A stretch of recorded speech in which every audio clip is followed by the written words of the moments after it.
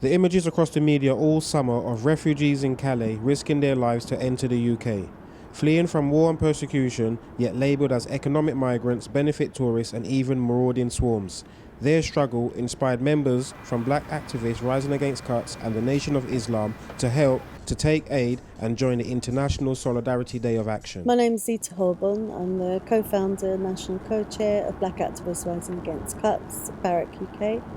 I'm here today with colleagues and comrades from BARAC and NOI, and we're taking aid to Calais, to the camp that's there, which is being called the jungle. Yeah, my name's brother Colin Muhammad. I'm in a convoy with other members of the Nation of Islam and brothers and sisters from the community. There's an organisation here called BARAC, which is the Zita, one of the main inspirations to help put this campaign together, because we've seen on the news how people have been trying to come from different parts of Africa and the Middle East, and they've been stranded in Calais and suffering hardship. So as conscious black people, we can't just sit by, and not do nothing. The convoy headed to a warehouse in Calais to take their donations of clothes, tents, sleeping bags, coats, toiletries and food. There were also various groups who had travelled from different parts of the UK doing the same. It can happen to anybody at any time, any place. And I think we are showing our humanity by feeling and caring for those who are not in the same place as us, and remembering, that there is a genuine need and lack out there. At the moment, we just feel that maybe the government is a bit inundated over their heads with it, but the individual, what can we do? And I think as individuals, we can move, we can make a difference. It doesn't matter how little that you think it is, but just do something, it goes a long way. Arriving at the camp to join the demo, the group also bought extra donations and set out to engage with the refugees and hear their story.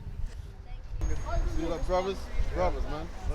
Brothers. You know what I mean? That's us, man. Brothers. That's why we come here today. Don't make them take what belongs to you. You understand? They're very clever.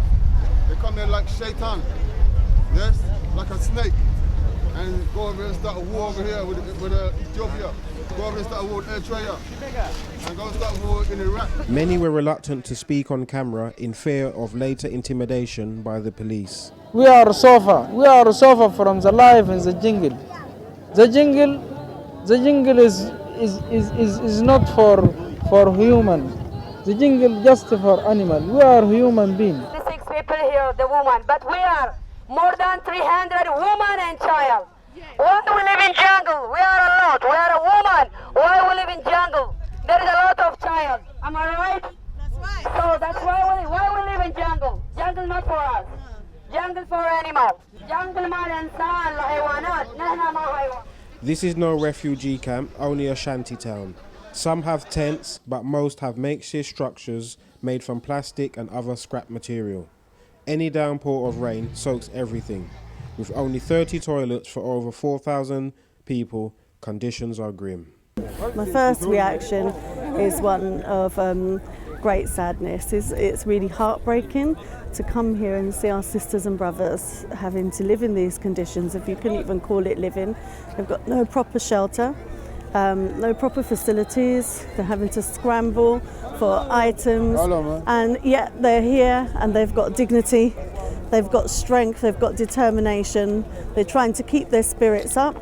When I've spoken to them, they've been asking me, what are you seeing on the news? And I'm telling them the truth, that the news that we have in the UK is only reporting negative things about them. That there's a camp that they're trying to get into the UK, that they've tried to get on lorries, that they've tried to get on trains. There's nothing about the inhumane conditions they're living in. This time that we live in, nobody should be living in these conditions. Nobody should be in this situation. I met a man who said that trying to get on the top of a train to come to the UK, he broke his leg.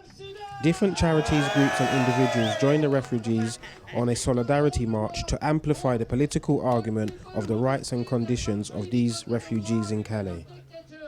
There's a difference between people or between the peoples, between you must be in safe place when you apply for asylum. And when I came here, I didn't find any place to go on it, just to be in a jungle. I have a family to England, my brother, my sister, and my marriage, all family to England. I live in jungle, but jungle are very difficult, you know. Every day cold in the raining. I go to work 2 hours in jungle to training. Every day I try, but no chance. Some my brother, he come to me with me.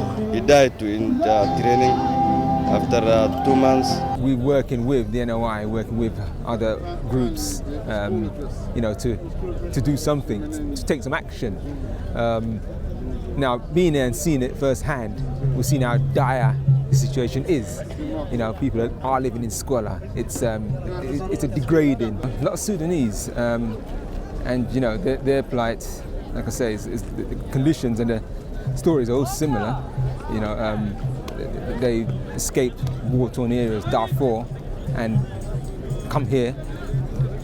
You know, perilous journeys. You know, months through whatever means. You know, boats through the territory of the country, and you know, and they made it here, only to be in situations that are, you know, and not much better than, you know, where they've come from, and basically in limbo. So, you know, they deserve help. I've been sitting down with people and listening to their stories, hearing what they've been through, and it's harrowing, it's really upsetting. I've met young women who are the same age as my child, in their 20s, who have had to leave their whole families behind, or their entire families have died, and they're all alone here, but they've made new families, and the people that they've met in the camp have become their family. But it's horrendous conditions, and they've been here for 6 months or longer, not knowing when they're going to get out of here. What I've learned today is that the crisis, well, for me, is being realised in front of my eyes by seeing the poverty, the desperation, and the terrible conditions that people are forced to make good a dreadful life, stuck in no man's land. The reality is, if people are risking their lives to get onto the tracks, into the tunnel, or do whatever they're doing it because they're desperate. Nobody risks their lives aiming for survival unless what they're facing is horrendous. I'm glad that I came today to meet our people and to see for myself the conditions that they're living in. You know, but there's a lot of work to be done. You know, there's a lot of work a lot of help they need. So it's one thing being in the UK and, you know, just seeing the plight on TV or seeing the plight, you know, on social media, but it's something different when you come near yourself and meet people and talk to them, you know, and find out particularly what they need and what we can do to help. As the number of refugees grows daily, no fence or scapegoating will fix this issue. Those who find themselves in this situation after a long, dangerous journey escaping from war and death are now again fighting for survival as a game of political point scoring is played out between European governments.